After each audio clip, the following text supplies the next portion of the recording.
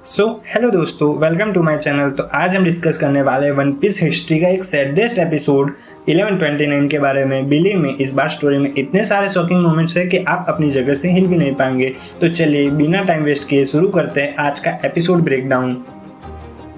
तो जैसे ही Saturn island के ऊपर लैंड करता है, पूरे नेवी कैंप में टेंशन फैल जाती है। सभी सोल्जर्स में डर का माहौल छा जाता है। सभी आपस में विस्पर कर रहे होते हैं कि why is the world's highest authority here. आखिर सैटर्न खुद यहाँ क्यों आया है? It's not just a normal visit, कुछ बड़ा होने वाला है। सडनली बॉनी गुस्से में सैटर्न पर अटैक कर देती है। नेवी के सारे सोल्जर्स तुरंत अपनी गन्स बॉनी की तरफ एम कर लेते हैं, लेकिन सैटर्न कूल तरीके से बोलता है अगर उसे बचना होता तो वो आराम से बच जाता। Then he grabs Bonnie in his powerful hand, जैसे कोई बच्चा खिलौना पकड़ ले। सांजी ये देखकर बहुत ही गुस्सा हो जाता है और सैटर्न पर अटैक करने की कोशिश करता है, बट अनफॉर्चुनेटली सैटर्न की मिस्टीरियस पावर के सामने वो भी हेल्पलेस है। सैटर्न बॉनी की स्वॉर्ड से लगे वुंड को एक झटके में हील कर लेता है। फ्रैंकी भी ये देखकर हैरान हो जाता है, व्हाट द हेल, ये कौन सी पावर है? अब नेवी के सारे सोल्जर्स वेगापंक को पकड़ने की कोशिश करते हैं, लेकिन सैटर्न उन्हें रोक देता है। ही सेज अगर एक भी गलती हुई तो ये लोग भाग सकते हैं। Always keep your weapons ready. Meanwhile Kizaru orders के लिए माफी मांगता है क्योंकि वो अभी मूव भी नहीं कर सकता। लूफी भी गियर 5 की लिमिट क्रॉस करने के बाद एग्जॉस्टर होकर जमीन पर गिरा पड़ा है। सैटर्न इस मौके का फायदा उठाकर लूफी को मारने की कोशिश करता है, बट फ्रैंकी बीच में आकर लूफी को बचा लेता है। फ्रैंकी हंसते हुए कहता है ये क्या, वर्ल्ड की सबसे बड़ी अथॉरिटी भी हमारे कैप्टन को मारना चाहती है। सैटर्न कहता है मैंने एक्सपेक्ट नहीं किया था कि लूफी और बॉनी हमारे काम में इतनी बड़ी प्रॉब्लम बनेंगे। अब नेवी ने पूरे आइलैंड को घेर लिया है, एस्केप करना ऑलमोस्ट इम्पॉसिबल है। सैटर्न वेगापंक से कहता है कि तुम्हारा बिट्रेयल हमें पसंद नहीं आया, लेकिन नेवी के लिए आज तक तुमने जो भी किया उसके लिए थैंक्स।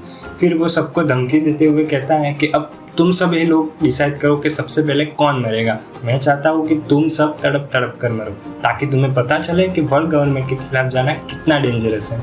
अब बॉनी गुस्से में सैटर्न से कहती है you killed my dad. Saturn coldly जवाब देता है ओह यू मीन कुमा, वो तो एक स्लेव बनने के लिए ही पैदा हुआ था, क्योंकि उसके क्लैन ने वर्ल्ड गवर्नमेंट के खिलाफ बहुत बड़ा क्राइम किया था। वेगापंक भी ये सुनकर बहुत ही शौक रह जाता है। बॉनी को अपने डैड की बातें याद आती है।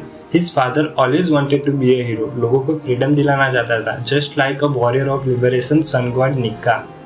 अब कहानी जाती है 47 इयर्स बैक साउथ ब्लू के सोबर्ट किंगडम में। कुमा एक छोटे से बच्चे के रूप में दिखता है। उसके डैड उसे लेकर डॉक्टर के पास जाते हैं। डॉक्टर कहता है कि डोंट वरी, मैं किसी को नहीं बताऊंगा कि इसके खून में क्या है। कुमा का डैड कुमा के साथ खेल रहा होता है। फैमिली एकदम खुश होती है, बट सडनली डॉक्टर उनके घर आता है और वर्ल्ड गवर्नमेंट के सोल्जर्स भी उसके पीछे आ जाते हैं। कुमा का डैड सोल्जर से रिक्वेस्ट करता है कि प्लीज़ मुझे ले जाओ, मेरी वाइफ और बेटे को छोड़ दो, बट क्रूल सोल्जर्स तीनों को ही स्लेव बना लेते हैं।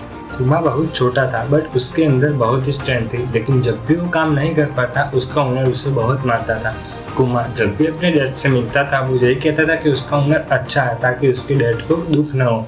एक दिन उसके डैड उसे बताते हैं कि उसकी मॉम अब इस दुनिया में नहीं रही। ये कुमा के लिए बहुत ही सैड मोमेंट था। कुमा रोने लगता है। तब डैड उसे समझाते हैं कि स्ट्रांग बनो बेटे, एक दिन वॉरियर ऑफ लिबरेशन निक्का जरूर आएगा और सबको आज़ाद करेगा।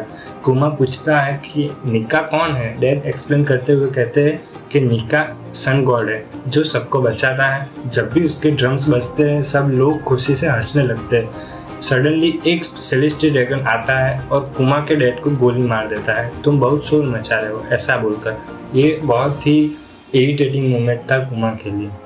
अब सीन जाता है 38 इयर्स बैक गॉड वैली में। हर 3 साल में सेलेस्टियल ड्रैगन एक डेडली कंपटीशन रखते हैं जिसमें वो आइलैंड के लोगों को मारते हैं। इस बार उन्होंने गॉड वैली को चुना है। गॉड वैली के किंग को जब इस इवेंट के बारे में पता चलता है तो वो गुस्से में सोल्जर से कहता है you can kill my people for your game, but holy knight saint Figarland Garling उसे गोली मार देता है। इवेंट स्टार्ट होने से पहले ही किंग को गोली मारने पर उसके स्कोर में से 10,000 पॉइंट्स को माइनस कर दिया जाता है। सेंट गार्लिंग कहता है कि गेम को इंटरेस्टिंग बनाना था, इसलिए ऐसा उसने किया।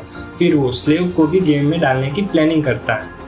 अब सोल्जर्स रिपोर्ट करते हैं कि जो लड़का भाग गया था वो मिल गया है। यस इट्स कुमा। बाकी लोग उसे मारकर बोल रहे होते हैं कि तेरी वजह से अब हमें भी मारा जाएगा।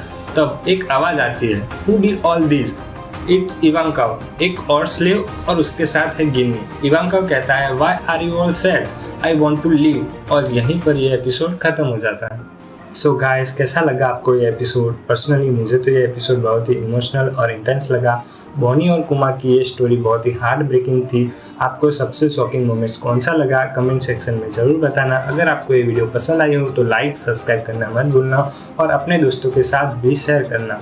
मैं मिलता हूँ आपको अगले एपिसोड के ब्रेकडाउन में, तब तक के लिए स्टे ऑसम और मेरे साथ बोलिए दी वन पीस इज रियल।